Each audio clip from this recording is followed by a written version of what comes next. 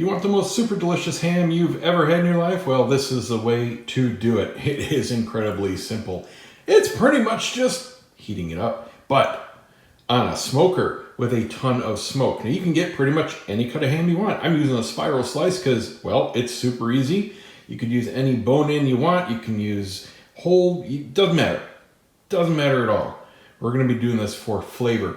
You can even use the little packet of glaze that it comes with if it does. It's pretty much just brown sugar. All you need is a pan. I'm just using a disposable little aluminum pan here, and it's gonna go on the smoker. Super easy. Now for the easy part. Get your smoker at 2 1/4. I use the P settings for the most consistent temps. I'm using a smoke tube. That's very important. You want as much smoke as possible. This is still coming up to temp. But I got 2 probes in here.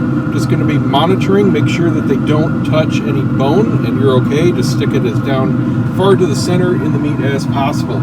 We're going to hit 130. It's going to take a few hours. When we hit 130, we're going to glaze it. We're going to bring it up to 140. We're going to pull it off.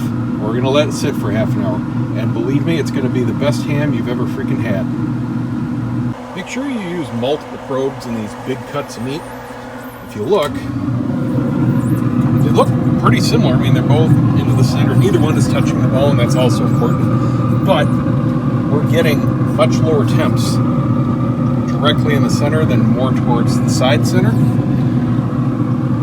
So just make sure that your lowest one is always up to temp before you pull it off. You don't want to undercook everything. So we're looking pretty good here. It's been about 6 hours.